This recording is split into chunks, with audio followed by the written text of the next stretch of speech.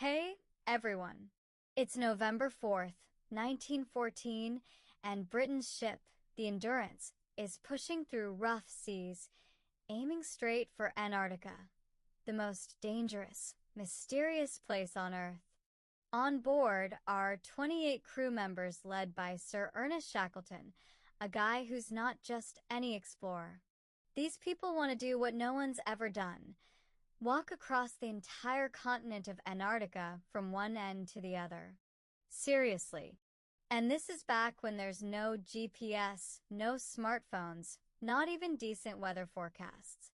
Just pure guts. Their plan? Sail through the Weddell Sea and land the ship right on the edge of the continent. Check your map. That's the spot. From there, they'll start walking.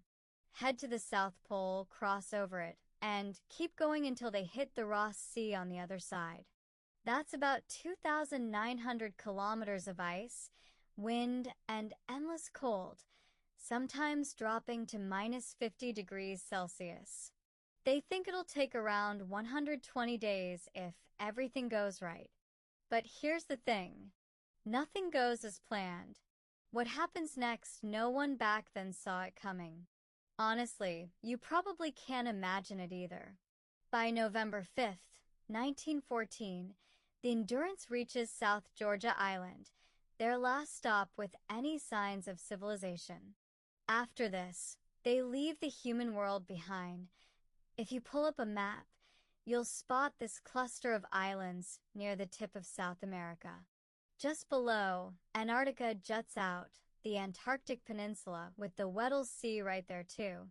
It's a tough spot. The Weddell Sea is boxed in on three sides by the continent, so the ice just piles up and gets thicker and thicker. Once it freezes, it's not going anywhere. On this particular day, the weather was ugly. The Weddell Sea was just as nasty. People warned Shackleton, said he should wait it out, delay the mission. It was just too risky to press on. But Shackleton wouldn't back down. He insisted, "We'll keep going." So, on December 5th, 1914, the Endurance pushed ahead. Not for long, though. The worst happened. The ice was way heavier and denser than anyone expected. Still, Shackleton kept the ship moving as far as he could. By January 18th, 1915, after hugging the edge of the ice for a while, the Endurance got stuck. Completely trapped. A few days later, some of the crew spotted a crack in the ice, about 15 feet long, maybe 50 yards from the ship. It was a small thing, but it gave them hope. They fired up the engine and pushed it hard for 3 hours, trying to break free. Nothing. The ship didn't budge. The crew even jumped out and hacked at the ice with axes and chisels, but it was no use. The Endurance wasn't going anywhere. Little by little, the iceberg trapping their ship started drifting farther from land. The crew needed to reach a spot on Antarctica called Vassal Bay, but the ice carried them away. Soon, they were 60 miles out. There was still open water between their chunk of ice and Vassal Bay, so they couldn't just hop off and walk across. At the same time, the ship wasn't going anywhere, stuck as it was in the frozen grip. Weeks slipped by, then months. The crew tried again and again to free the ship, but nothing worked.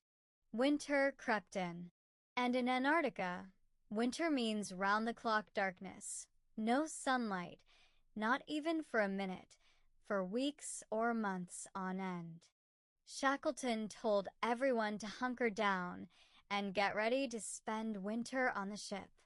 But winter didn't just bring darkness. The cold got worse. Snow piled up and blizzards rolled in. The ice pressed harder and harder against the ship, straining the wood until you could hear it groaning. Frank Hulley, the expedition's photographer, had his camera ready and captured it all.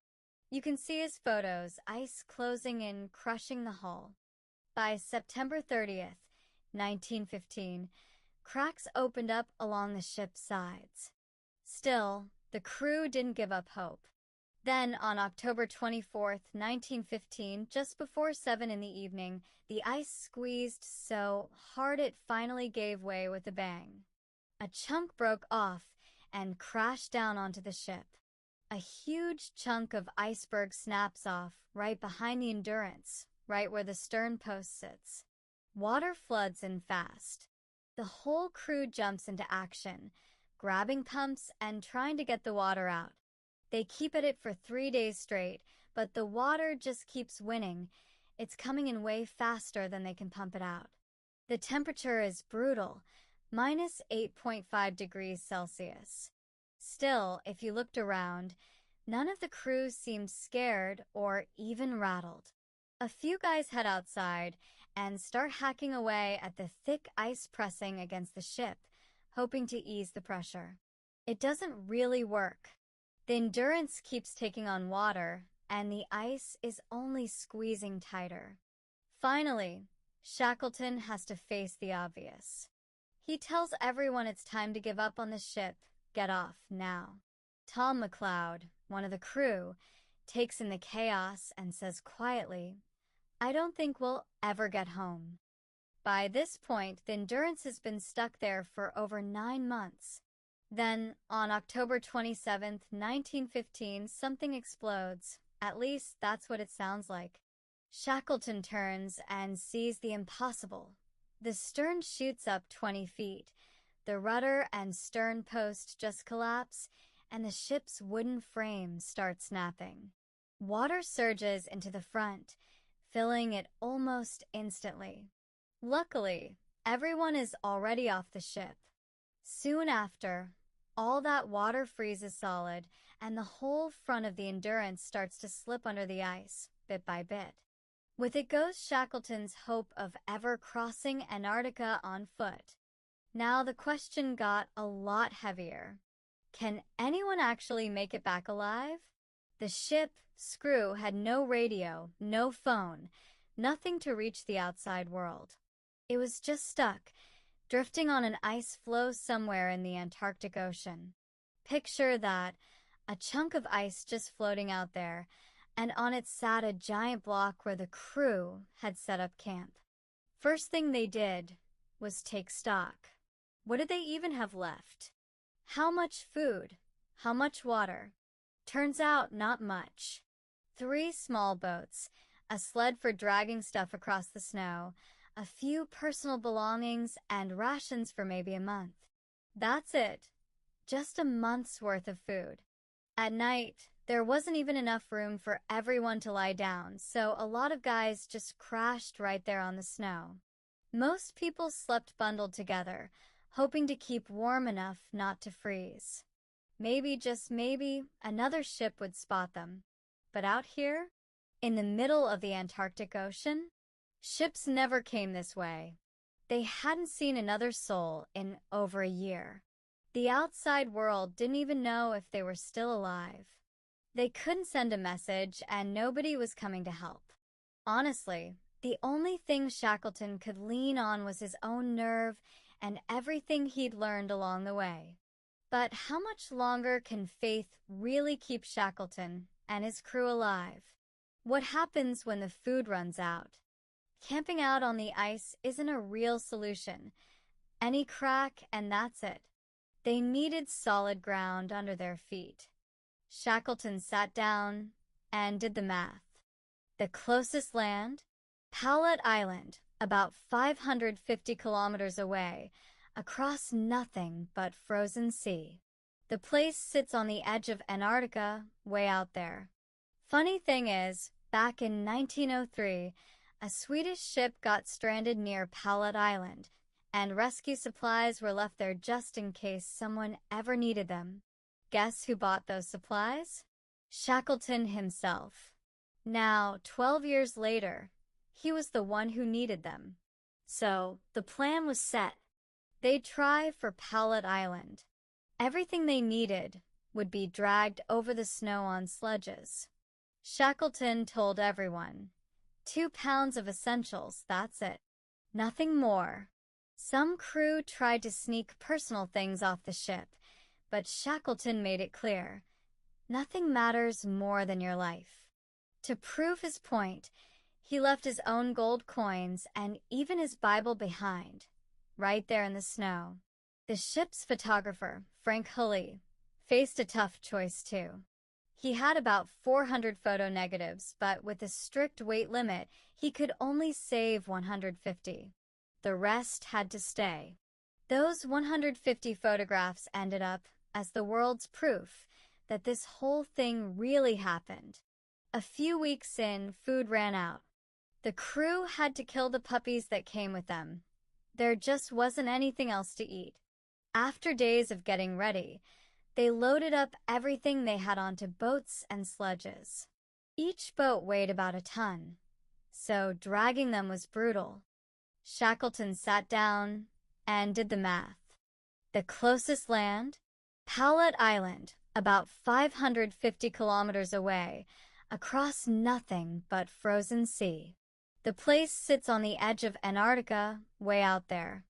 Funny thing is, back in 1903, a Swedish ship got stranded near Paulet Island, and rescue supplies were left there just in case someone ever needed them. Guess who bought those supplies? Shackleton himself. Now, 12 years later, he was the one who needed them. So, the plan was set. They'd try for Paulet Island. Everything they needed would be dragged over the snow on sledges. Shackleton told everyone, 2 pounds of essentials, that's it. Nothing more. Some crew tried to sneak personal things off the ship, but Shackleton made it clear, nothing matters more than your life. To prove his point, he left his own gold coins and even his Bible behind, right there in the snow. The ship's photographer, Frank Hulley, faced a tough choice too. He had about 400 photo negatives, but with a strict weight limit, he could only save 150. The rest had to stay. Those 150 photographs ended up as the world's proof that this whole thing really happened. A few weeks in, food ran out. The crew had to kill the puppies that came with them. There just wasn't anything else to eat. After days of getting ready, they loaded up everything they had onto boats and sledges. Each boat weighed about a ton, so dragging them was brutal. And then, just their luck, summer rolled back into Antarctica. Temperatures crept up, the top layer of ice got soft, and dragging all that gear got even worse. After 3 hours of sweating and pushing, the crew glanced back. They'd moved just 1 mile. That's it. And the path ahead? Even rougher. Shackleton called it. He decided they'd set up camp right there and wait for the ice floe to drift closer to land. They named that patch of ice ocean camp. Shackleton kept everyone busy, giving each person a job so nobody had time to sink into despair. Then came November 21st, 1915. The Endurance took more ice pressure at the stern, suddenly lurched, and crashed into the water.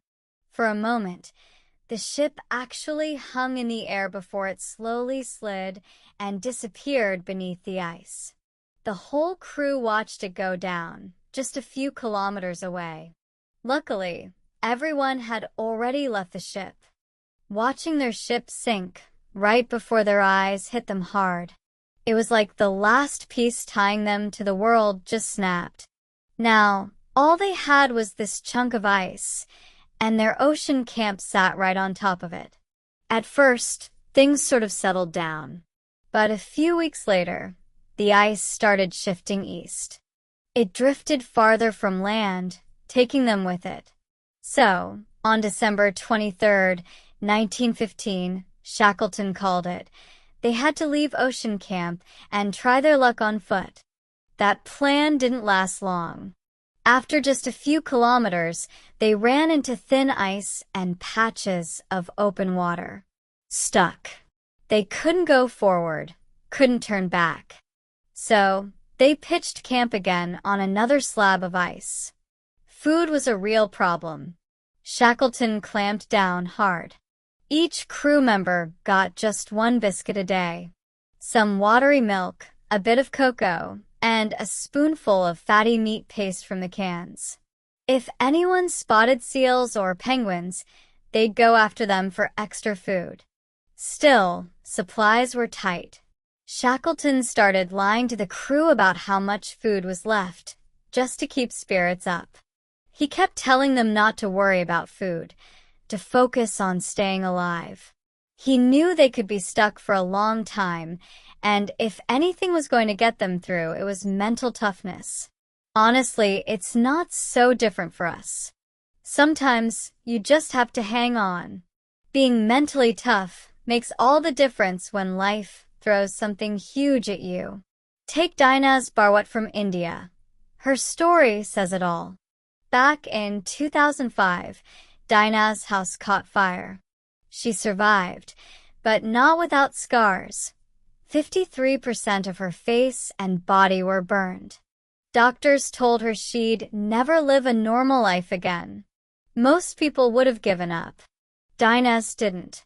She used that pain and turned it into something incredible. Just a few years later, she got up from that hospital bed and set a Guinness World Record. She shocked everyone by doing non-stop aerobics for 26 hours.